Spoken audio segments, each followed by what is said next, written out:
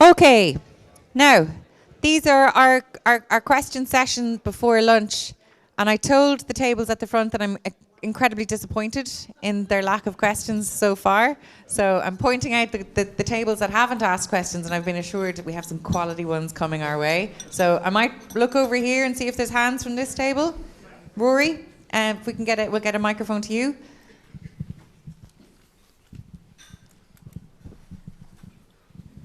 Hi, Cormac is my name, and I'm also hoping the chair. Cormac, I'm so sorry. I called you fine. Rory. Sorry. I'm also hoping the chair can come in on this, maybe. Is there a place for a new long-term agreement between the government and the farming community involving long-term guarantees, similar to the Lansdowne Road Agreement, potentially also including the compilation of all existing regulations into one document? Now, there's an idea. A long-term agreement. Is this something that you've come across or thought of, Maurice? My personal view would be a bit of a waste of time because the markets change, and most regulations restrict what we do to not, it might be well intentioned, but most of the time the ambition is so low that it's counterproductive, and farming is changing, weather is changing. This farming by dates is a waste of time. It causes more damage than good, but it's easy to administer. And every policy is always set out about how easy is it to administer. Oh, we can look on a satellite and do it. Great, that's easy to administer, let's do it. That forgets about soil health, it forgets about soil carbon, it forgets about our bacterial to fungal ratio. When should we spread slurry? Based on soil saturation, based on ground conditions, not on the date. It's just the 8th of October, random day in the calendar.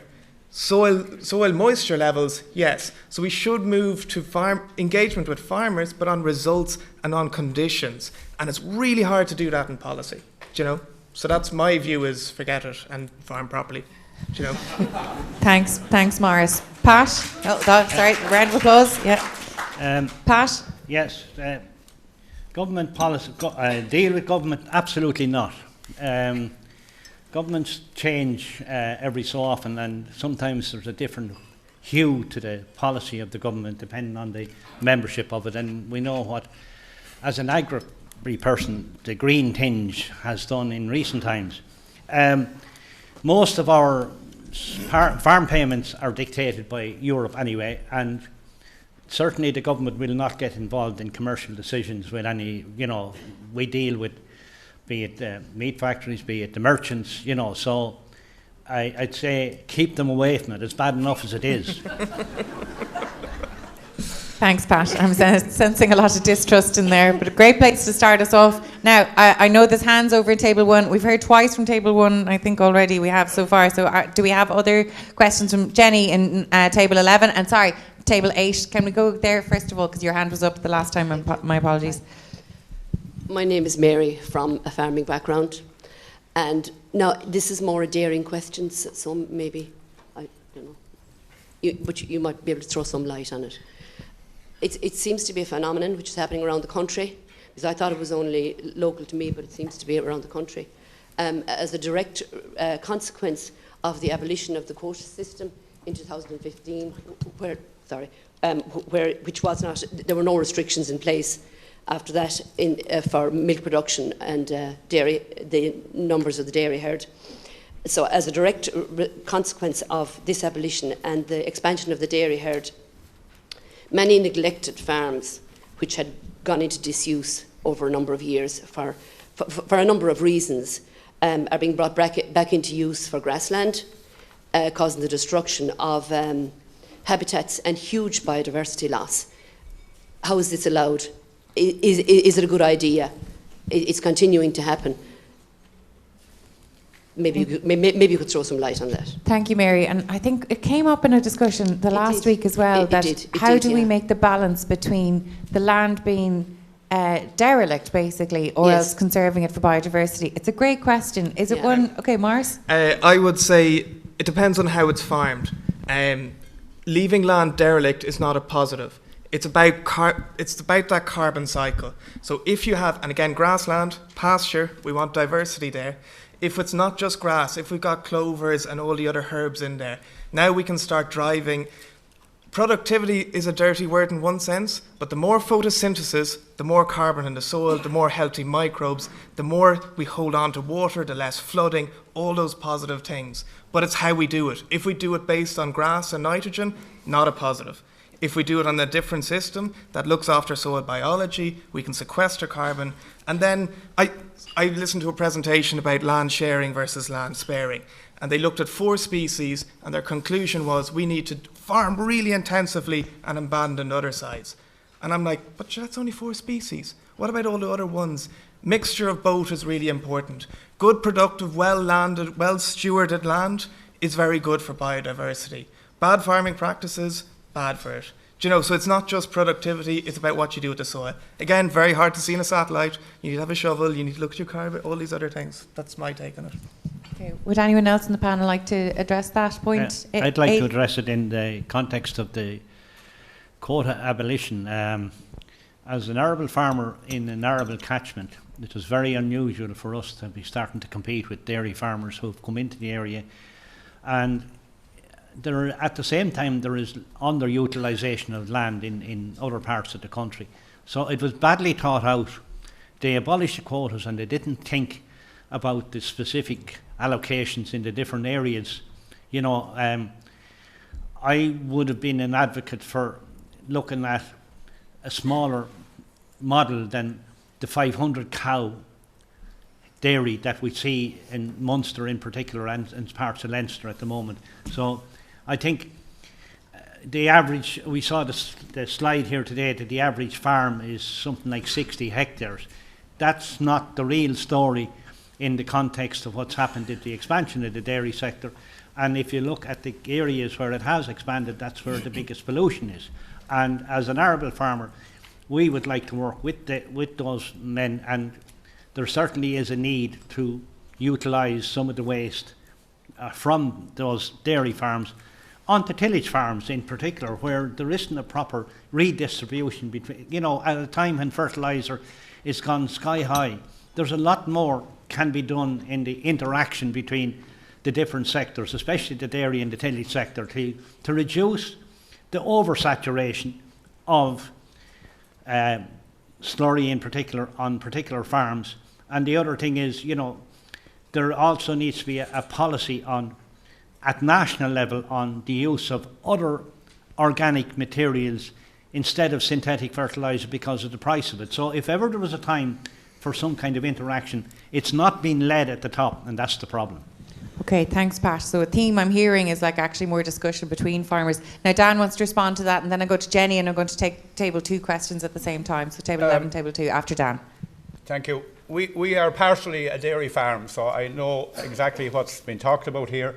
And to get land to rent in our area, in Leinster and Westmeath, it's almost impossible. You have to travel miles because there's a few farmers have got very big, and I do know what Pat is saying about their slurry has to be a problem going out in their land, and it needs to be shared around. So this needs to be looked at, and it has to come from the top. It has to come from the minister.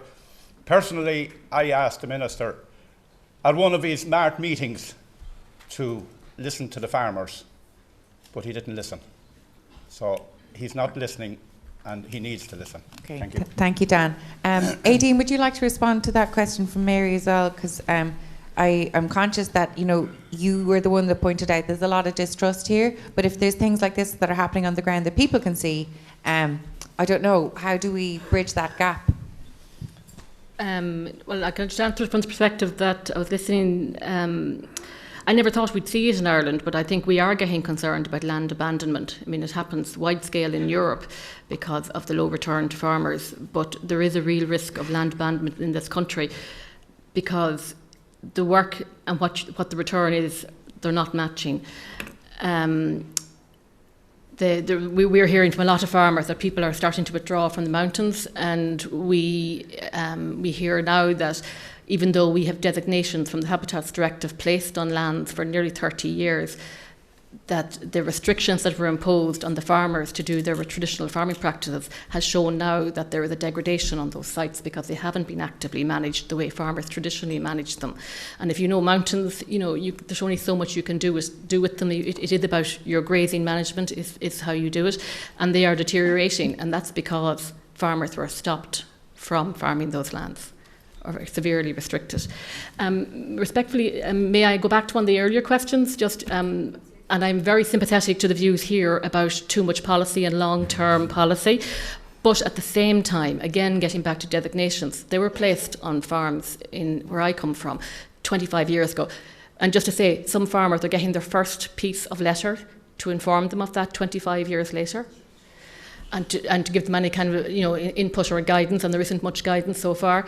But I just wanted to say that if you place a designation on a land that severely restricts and adds a huge burden of cost to that land, you do need a long-term commitment. And this is again going back to the trust issue. That meeting with farmers was withdrawn 12 years ago, and nothing has been put in place since. And so we have to rebuild that trust in terms of how you treat farmers.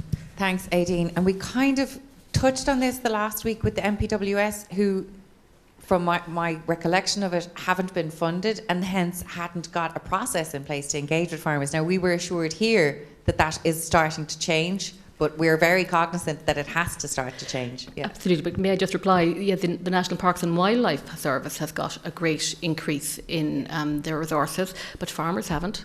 It's been constantly eroded. If we look at the original agri-environment schemes that started in 1994, what farmers are receiving now is 25% of that figure over 30 years. It's gone down to 25% of the original figure. Okay. I mean, the department has to get serious, and the National Parks and Wildlife Service, about working with farmers and supporting them. Thank you very much, Aideen. Now, as I said, I'm going to take a question from 11 and 2. So, Jenny.